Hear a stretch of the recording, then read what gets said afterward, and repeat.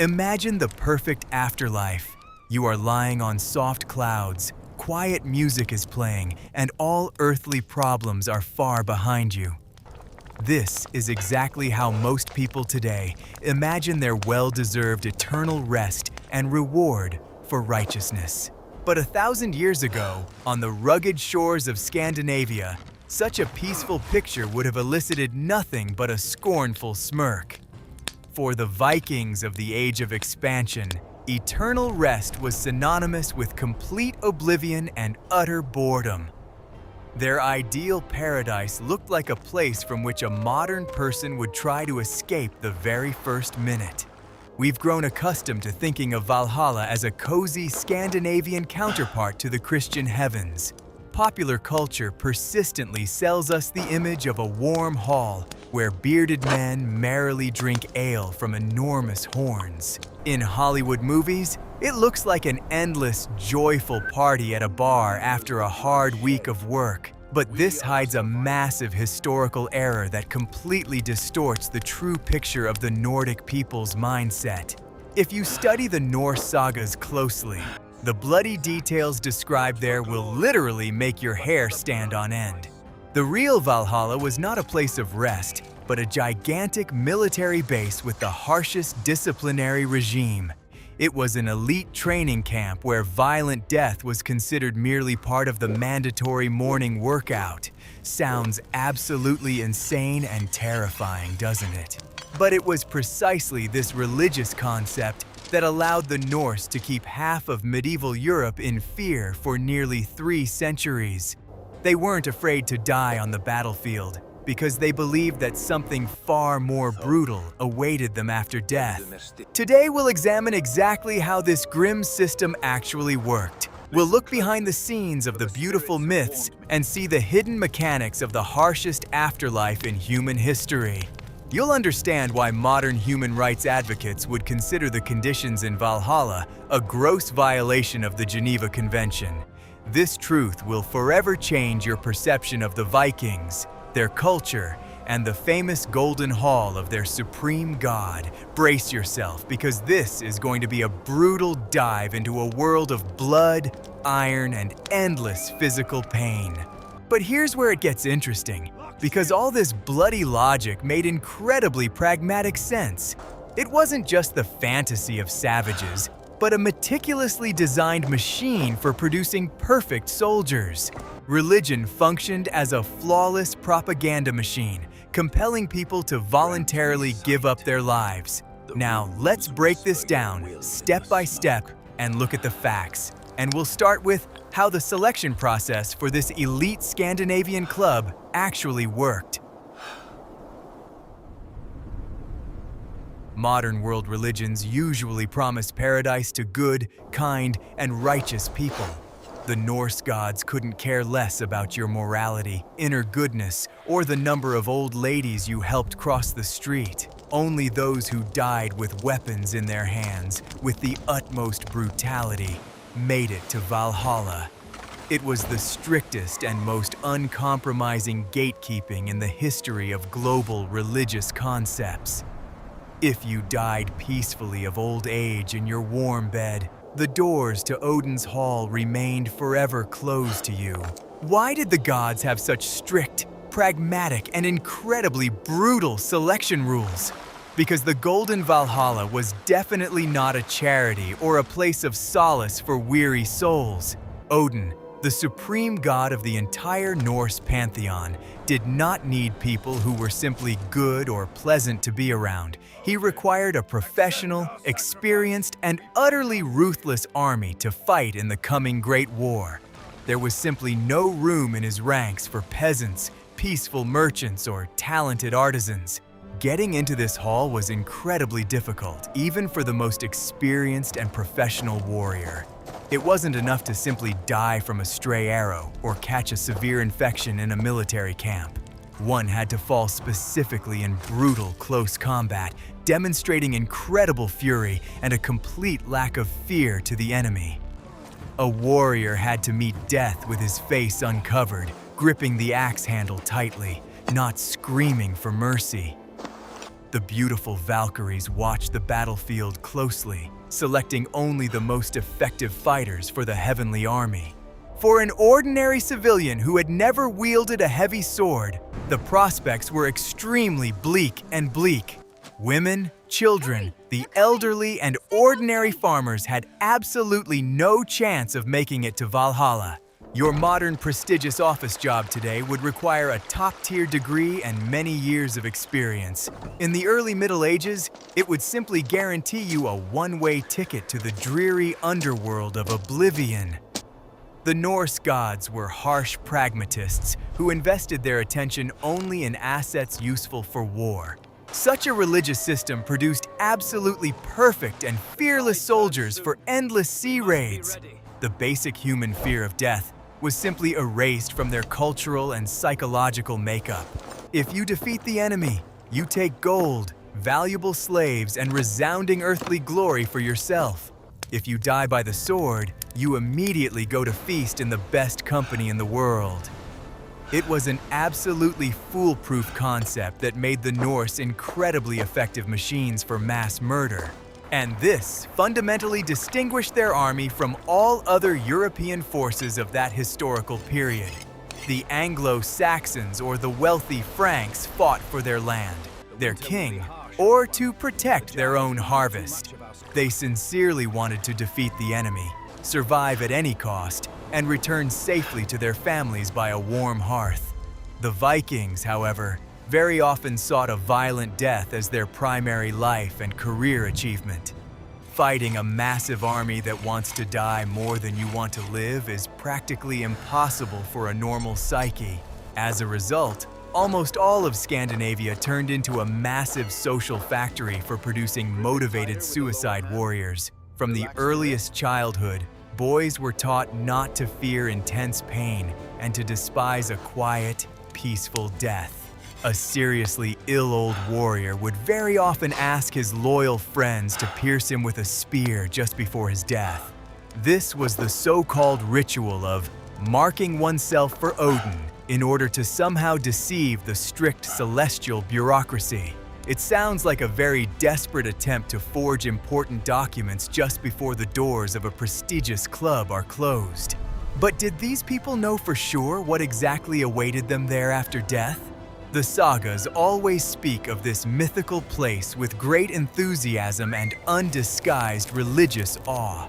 However, if you read the technical details dispassionately, the picture that emerges becomes truly terrifying and bloody. It was absolutely not a luxurious spa resort for veterans weary from long campaigns. It was a gigantic military training ground where physical suffering and pain never truly ended. Imagine your most typical, somewhat boring and lazy work morning in the modern world. You calmly sip hot coffee, check your email, and grumble to your colleagues about traffic jams or bad weather. A morning in the legendary Valhalla began exclusively with you putting on heavy armor and picking up a sharp axe. Immediately after a quick breakfast, all the fallen warriors, or Einherjar, would go out onto a huge open field in front of the Divine Hall, and there, a massive, incredibly bloody, and utterly merciless melee would begin instantly. This was certainly not a noble sporting competition or a jousting tournament fought to the first drop of blood. The immortal warriors hacked each other to death with maximum inhuman cruelty and primal fury. Arms and legs flew off in all directions, blood flowed in rivers, and the horrifying screams of pain deafened the entire area. And this is by no means a beautiful poetic metaphor. They literally killed their former comrades every single day. You could easily run into your best earthly friend there and, with a smile, pierce his throat with a long spear. Why would the gods orchestrate such a mad slaughter among their own best and most elite fighters? Because it was the only form of real training that the god Odin recognized and respected. It is impossible to truly learn to fight brutally by simply practicing with light wooden swords on straw dummies. The ancient Romans exhausted themselves with marches and set up camps to develop endurance and team discipline.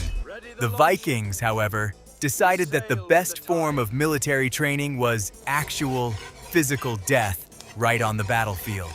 It was an endless, vicious cycle of violence from which it was simply physically impossible to escape.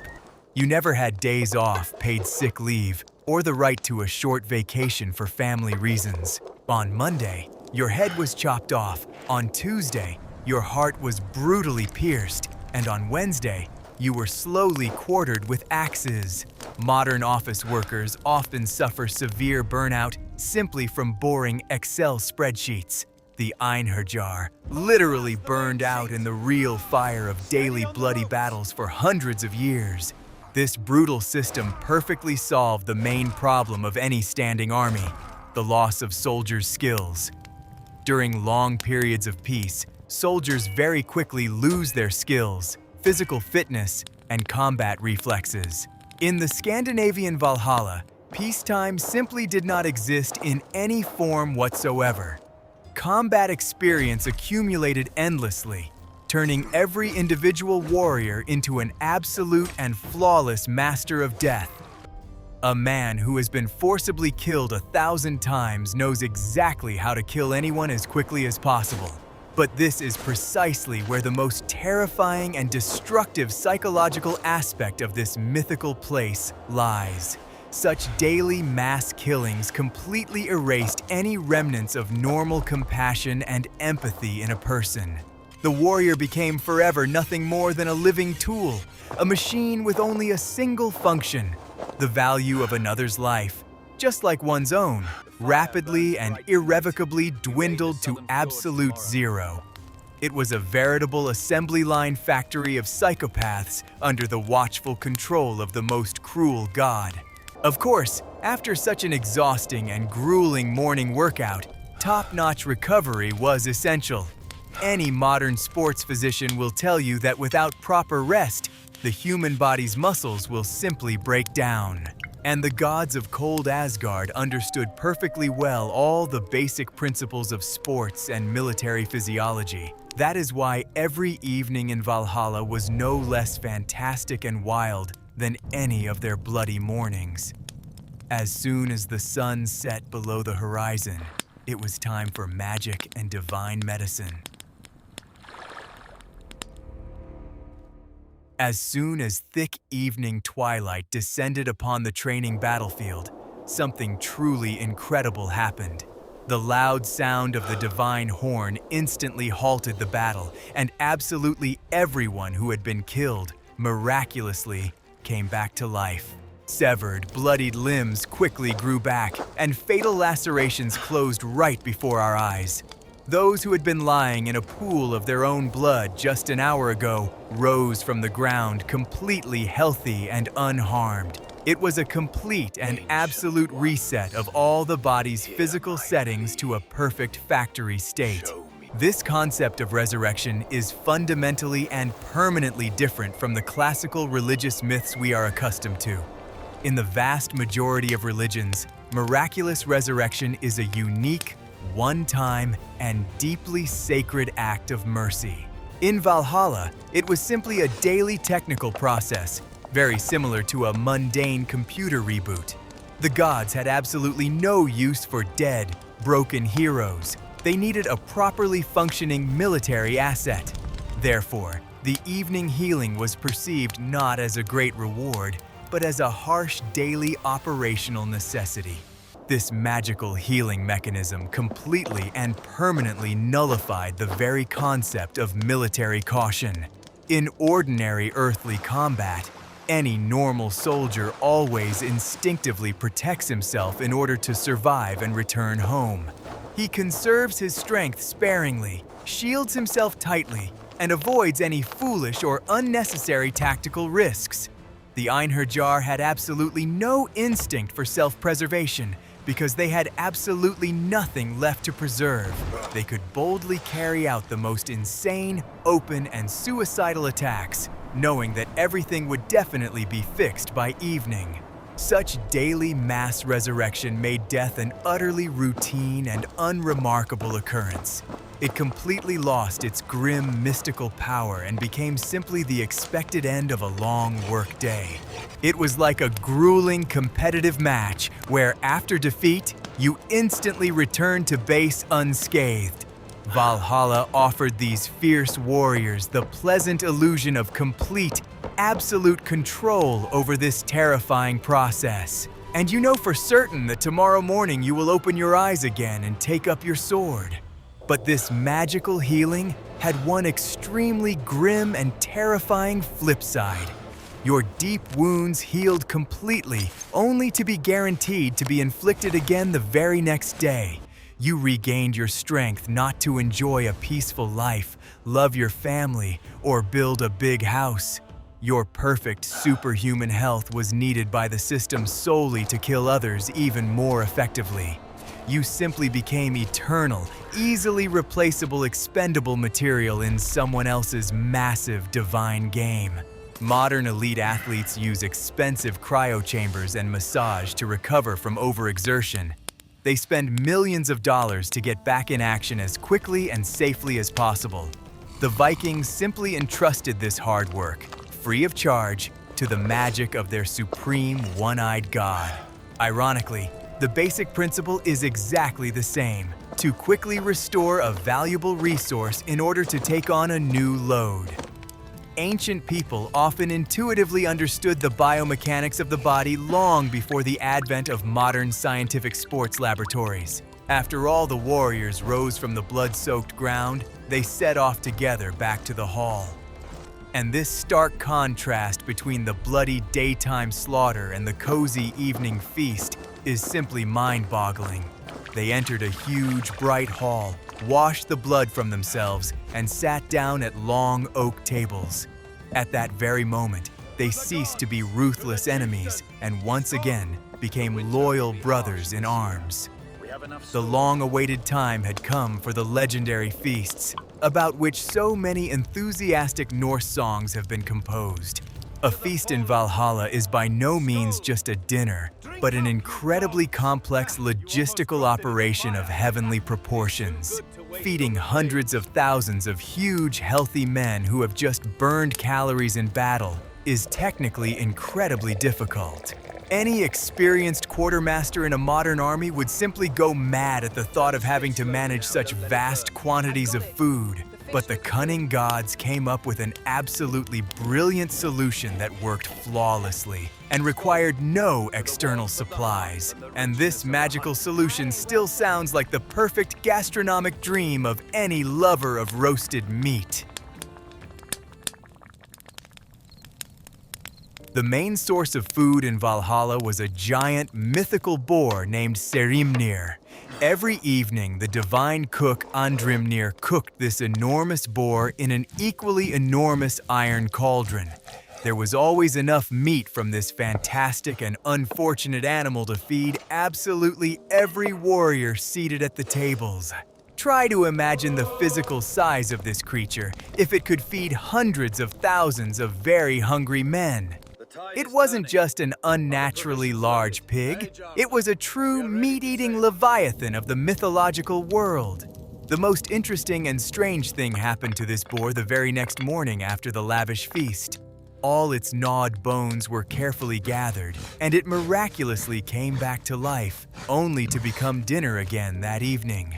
It was an absolutely perfect, self-contained, and waste-free system for producing fresh food. Modern advocates for the environment and sustainable climate development would be absolutely thrilled with such a system.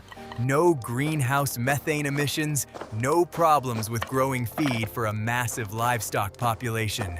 The warriors' daily diet consisted exclusively of boiled fatty pork and nothing else. There is no mention whatsoever of fresh vegetables, healthy grains, or complex side dishes in the texts of the ancient sagas. Roman legionnaires ate complex carbohydrates and considered the constant consumption of meat to be very poor fuel for marches. The Vikings, however, were firmly on a strict protein diet 1,000 years before it became a trendy fad. pure protein and heavy animal fats exclusively for maximum growth of impressive muscle mass. But eating dry, boiled meat every evening would have been too boring even for rugged warriors. That is why Valhalla was equipped with a no less amazing and endless water supply system.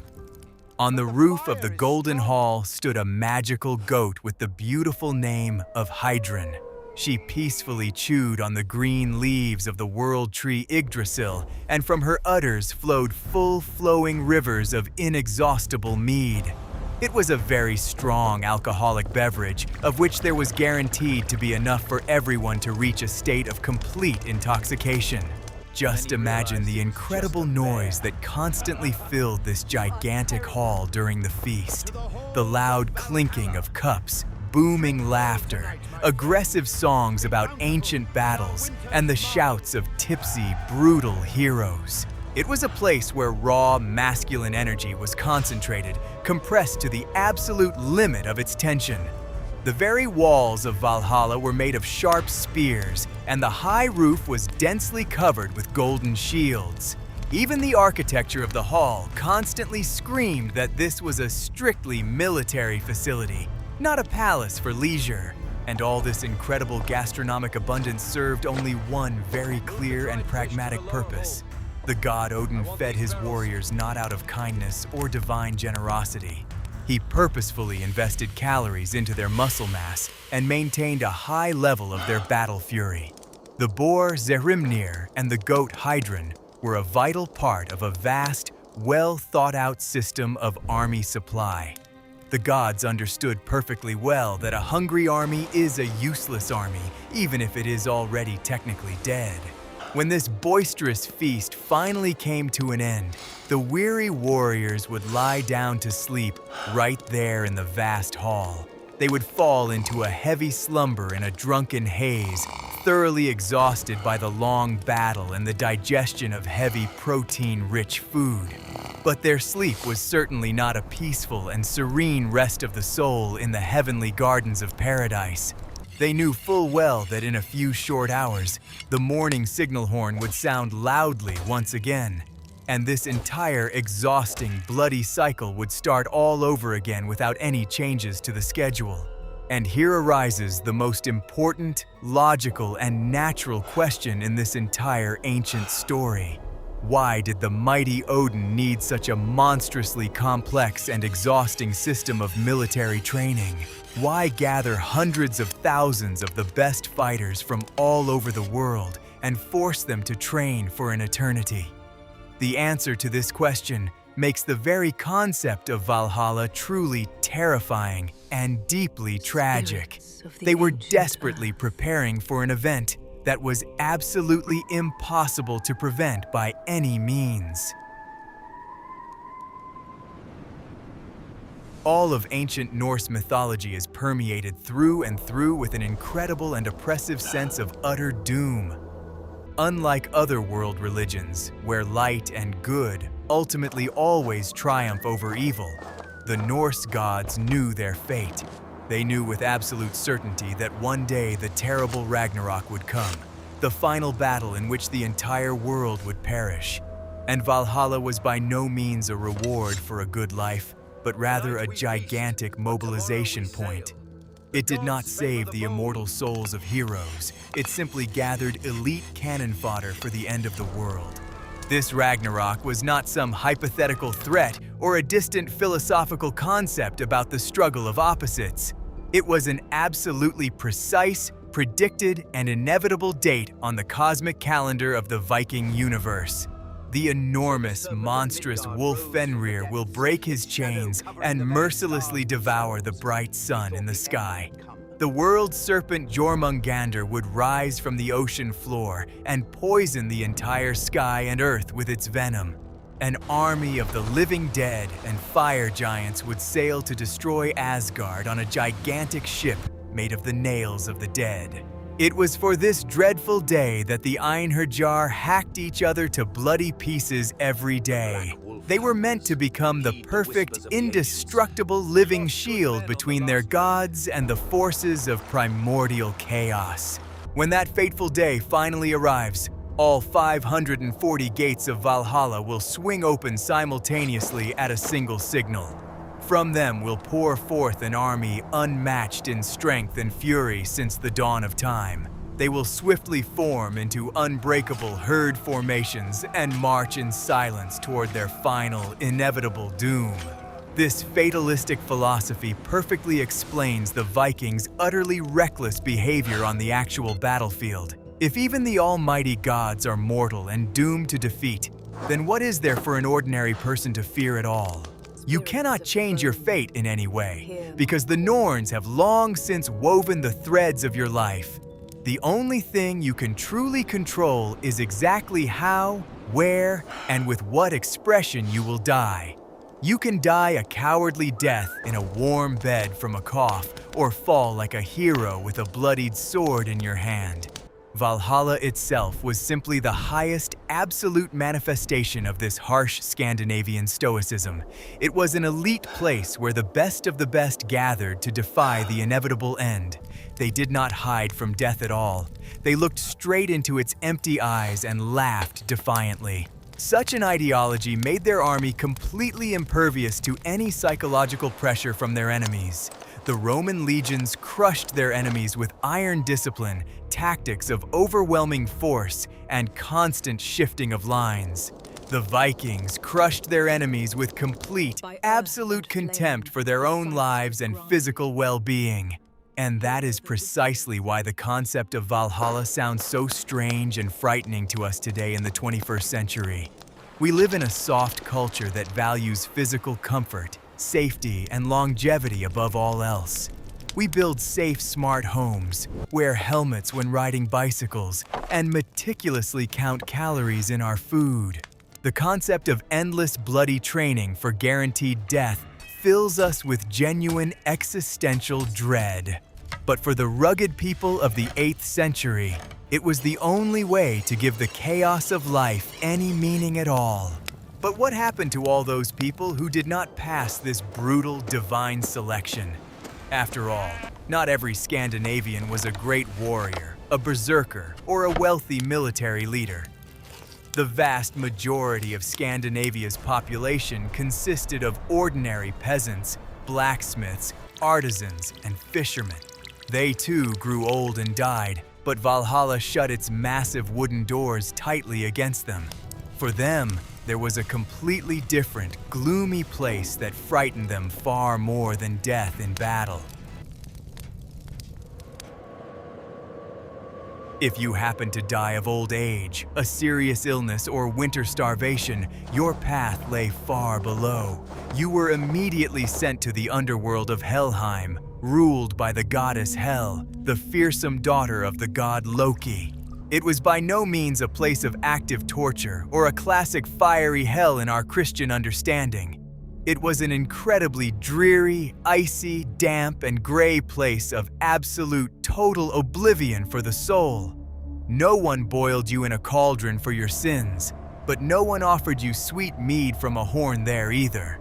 Helheim was described in the sagas as a vast expanse where wet snow falls constantly and an icy wind blows. There are absolutely no battles, no merry feasts, no resounding glory, only endless, deathly silence. For an active Viking, accustomed to the bright sun glinting off shining shields, this was the worst punishment of all. To be forgotten by everyone and completely deprived of the ability to act, that was their true, most terrifying hell. That is precisely why old, frail warriors would tearfully beg the young to kill them in a ritual battle or a duel. This stark religious contrast worked perfectly as a powerful tool for social engineering. The culture spoke clearly and plainly to young men. Just look closely at these two possible options. You can cowardly stay at home, catch a fever, and end up in the permafrost and utter disgrace. Or you can boldly grab an axe, board a fast drakkar, and seek bloody fortune in wealthy England. Yes, the risk of death is very high, but the potential reward far outweighs any physical costs. Modern developed states use high taxes, social benefits, and salaries to motivate their armies. The ancient Scandinavian kings ingeniously exploited the primal fear of Helheim and the dream of Valhalla. It was an absolutely perfect motivational system that required absolutely no financial investment from the treasury. Religion did all the hardest and dirtiest work of recruiting soldiers, absolutely free of charge for the rulers. Cunning priests told sagas by the campfire, and young men lined up in long queues for weapons of their own accord. But it's important to note here that Helheim was not perceived as a place for evil sinners. The rugged Vikings did not think in terms of absolute good, evil, or Christian original sin at all. Ending up there was by no means a punishment for bad deeds, but simply a consequence of unfortunate life circumstances. You are not personally to blame for accidentally contracting the plague, but the military system now has absolutely no use for you. This was an extremely pragmatic and brutal approach, characteristic of a tribe's survival in a very harsh climate. And this vast gray area perfectly and clearly illustrates why Valhalla was reserved specifically for the warrior elite. The high status of an immortal Einherjar had to be earned through one's own blood, sweat, and incredible military luck. To be killed in a brutal battle was a tremendous privilege that was far from granted to every man with a sword. Many Vikings returned from raids alive and very rich, but then grew old and died in their warm beds. The irony of fate was that a Viking who was too successful ran a very high risk of not making it to Odin. This is precisely why we sometimes find references to extremely strange and gruesome rituals in historical sagas. Aging. Wealthy jarls would deliberately force their loyal subordinates to attack them with weapons until they were killed. This incredibly complex belief system created a unique, aggressive, and deadly culture. It gave rise to generations of people whose values differed radically from those of the rest of Europe. They prayed sincerely not for the peaceful salvation of their souls, but for a beautiful, bloody, and ideologically correct death. Their brief earthly life was merely a small prelude to the main cosmic event. And to understand them fully, we need to examine in detail their primary and most terrifying cult. In the modern civilized world, personal happiness is considered the primary value of any human life. We constantly buy self-help books, seek inner balance, and try to minimize any stress. For the ancient Vikings, the very concept of personal psychological comfort did not exist in any form whatsoever. The primary, absolutely indisputable, and highest value for them was always military honor and resounding glory. Personal happiness is merely a fleeting illusion, while the fond memory of a fallen hero lives on forever in songs. In their harsh society, it was considered perfectly normal to laugh right in the face of impending certain death. Historical chronicles exist where captured Vikings made witty jokes during their own executions. One of them politely asked the executioner not to stain his long, beautiful blonde hair with his blood. Another, with a sincere smile, commented on the quality and sharpness of the axe with which they were about to behead him. This was not cheap bravado or a hidden outburst of hysteria in the very last and most terrifying moments of life. They understood perfectly well a very simple law: your name lives on for exactly as long as others speak of you. Valhalla itself was simply the physical, tangible embodiment of this endless earthly and heavenly glory. If you died like a coward, your name was forever erased from the long sagas and clan genealogies. If you died bravely as a hero, the skalds composed beautiful songs about you at crowded evening feasts. And this was a kind of guaranteed earthly immortality, which perfectly complemented immortality in Asgard. Any physical suffering in this framework was perceived not as an evil at all, but as a tool. Acute pain served as an excellent social filter, unerringly separating true men from the gray, cowardly masses. The ability to endure severe wounds stoically, without a single cry, commanded the deepest respect in society. This was the primary indicator of inner masculine strength, or spirit, which was highly valued by the gods. Modern psychology would call this toxic masculinity in its most extreme and destructive manifestation. And it was precisely in this context that Valhalla perfectly reflected their current social needs. It offered them nothing they did not understand, respect, or value in their own lives. Give a rugged Viking a fluffy cloud and a harp, and he'll die of wild longing within the first hour of his paradise. Give him endless, brutal war, and he'll immediately feel completely and utterly at home. Their harsh religion didn't invent new values. It simply exaggerated the existing ones to the extreme. Their internal logic formed a very simple, clear, and flawless philosophical chain. Life on Earth is harsh and full of deprivation. Winters are incredibly cold, and harvests are very meager and rare. The gods are cruel too and constantly demand fresh blood, while enemies are always ready to burn down your wooden house. In such harsh conditions, trying to build a cozy and completely safe paradise is simply foolish and illogical. It makes much more sense to accept this bloody chaos around you and voluntarily become its most dangerous part. Just imagine how this fanatical conviction in a righteous death played out in battle on the open sea. Huge wooden drakkars rammed sides together, and a brutal hand-to-hand struggle began immediately. There was absolutely nowhere to retreat, only icy water all around, and every opponent was armed with heavy axes. A warrior from Christian England or France in such a terrifying moment would pray for a miracle and divine salvation. A Viking, however, saw in this bloody carnage the absolutely perfect stage for his final heroic act. Such a mass obsession with glory gave rise to a unique and terrifying class of warriors, the Mad Berserkers. These were the most elite fighters who entered a state of uncontrollable animal fury before battle. They often fought without any armor at all, biting the edges of their shields and feeling no pain whatsoever. The Berserkers were considered personally dedicated to the god Odin and were his most beloved chained hounds of war.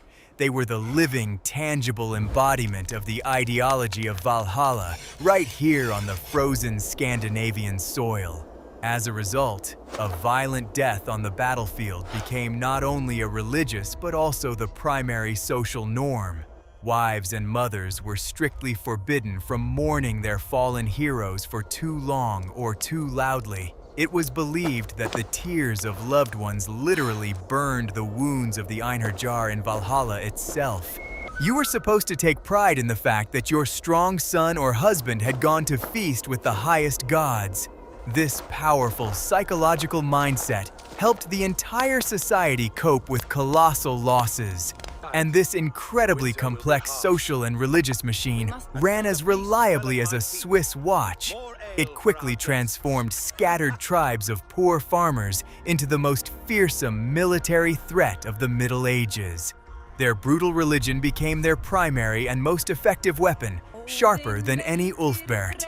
And to fully grasp the scale of this historical phenomenon, one must view it from the perspective of propaganda. How the belief in endless war permanently replaced their Christian hope for the salvation of the immortal soul.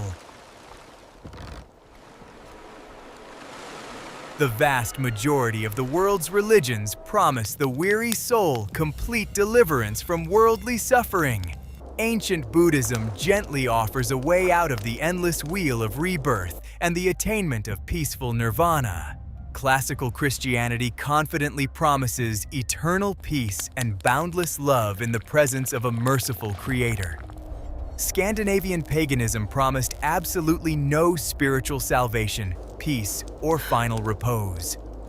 Their religion was a very harsh legal contract in which both parties shed copious amounts of blood. This is where the most radical difference lies between the mindset of the northern Vikings and that of the rest of Europe. They never sought psychological comfort in their faith. They sought in it a motivation for aggression. The priests of the one-eyed Odin did not preach universal forgiveness or unconditional love for one's neighbor. They sternly preached the necessity of always being strong, utterly ruthless, and ready for self-sacrifice. It was simply the ideal, ideological foundation for an entire society that constantly lived by expansion. At its core, the very concept of Valhalla functioned as an incredibly effective ancient system of military propaganda. It skillfully created a very beautiful, vivid, and appealing image for young, inexperienced recruits. An exclusive elite club, the finest armor, endless delicious meat, drink, and the immense respect of the gods. It sounds exactly like the perfect recruitment brochure for modern contract military service. Only instead of bright advertising banners, they skillfully use the verses of wandering skalds by the evening campfire. But this cunning propaganda reliably concealed the true, deeply horrifying essence of what was happening in the Golden Hall. It skillfully masked the daily monstrous pain and bloody dismemberment under the beautiful phrase, combat training.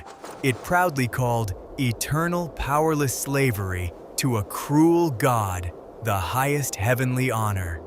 The genius of this ancient system lay in the fact that the victims themselves joyfully rushed to their own scaffold, and they believed with absolute sincerity that they were making the very best choice in their short and dangerous lives. When the first Christian missionaries timidly began preaching in the north, they were met with complete incomprehension.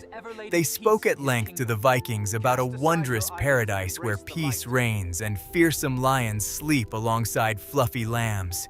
The rugged northerners simply laughed openly at this concept, considering it the pitiful lot of cowards and weaklings. Who on earth needs a boring paradise where you can't even test the strength of your new battle axe? The Christianization of cold Scandinavia took many long centuries and was achieved through immense, bloody struggle.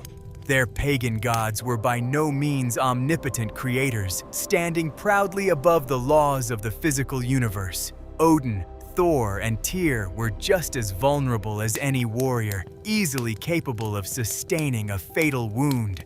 They regularly made mistakes, brazenly deceived, cruelly betrayed, and were themselves completely at the mercy of the threads of fate.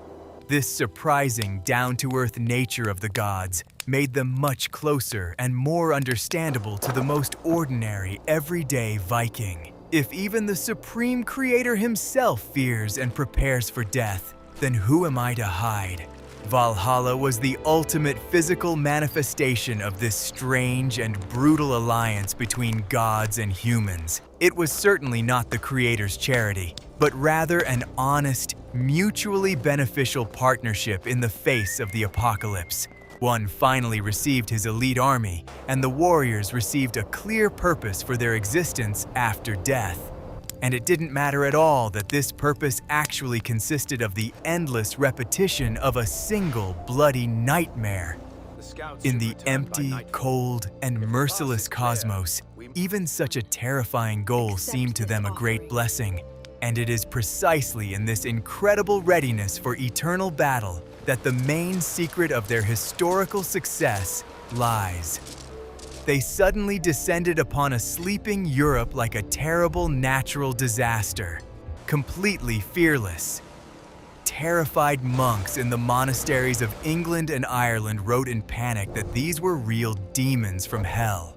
But in reality, they were simply motivated men who desperately wanted to secure their ticket to Valhalla. Their religious fanaticism, combined with excellent seafaring skills, forever shattered the old European world. Today, all that remains of this unique culture are archaeological finds and moss-covered runestones. We sometimes find their old swords, bent and cast into dark lakes as sacrificial offerings to the gods. We read their long sagas and are constantly amazed by the scale of their dark imagination and unabashed bloodthirstiness. But it is very important to understand that behind all these myths lay an ironclad, logical, and pragmatic will to win. Valhalla was not merely the fantasy of mad maniacs, it was a brilliant tool for conquering the world. Summing up our study of this insane belief system, modern people feel a bit uneasy. We suddenly realize just how malleable the human psyche is and how incredibly easy it is to change concepts of what is normal. What for us today is a detailed description of the most terrifying hell was, for them, a cherished dream. And this makes the brutal Viking era one of the most fascinating and terrifying mysteries of world history. They made an entire people sincerely believe that a violent death is merely the beginning of an endless war. So what is the legendary Valhalla really like from a historical and logical perspective? It is certainly not a beautiful garden of paradise with the songs of angels, nor is it a cozy place for the eternal rest of souls. It is the harshest, bloodiest, and most merciless military camp in the universe, where physical suffering never ends. It is an endless, senseless meat grinder, cleverly disguised as an elite men's private club with unlimited alcohol. And the main purpose of this place is eternal preparation for the final battle, which is simply physically impossible to win. The cunning Vikings devised an absolutely perfect religious system that easily transformed the fear of death into a desire to die. They sincerely convinced themselves that the daily chopping off of limbs was an excellent, invigorating warm-up before breakfast. They firmly believed that it was far better to drown forever in the blood of enemies and friends than to simply vanish without a trace. And this fanatical faith made them the most effective, dangerous, and ruthless weapon of their historical era. All of enlightened Europe trembled before people who sincerely wanted to find themselves on the pathologist's table as soon as possible.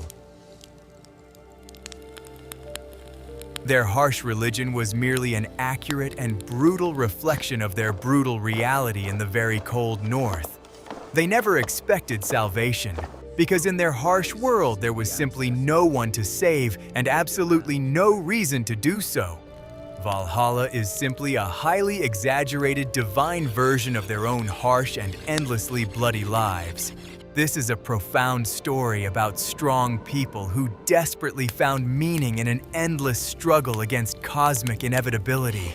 And in this grim, fatalistic courage, there is definitely something truly primal, wild, and mesmerizing.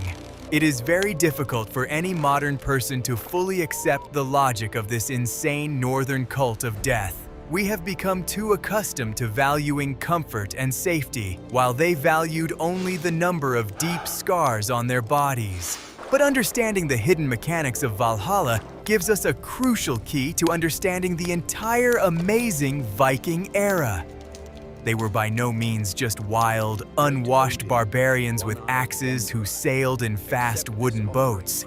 They were a complex civilization with a unique philosophy that elevated death to the rank of the highest military art. The next time you see a merry feast in Odin's beautiful halls in yet another movie, remember the truth. Just remember the terrible and bloody price these young men paid to earn their place at the wooden table. Remember the mandatory morning slaughter, lungs torn apart by axes, and the endless, agonizing preparation for the end of the world. Valhalla is simply the greatest, most beautiful myth, one that reliably hides the most terrifying reality behind it. And to be honest, I'd rather stay home, drink tea, and never join that club.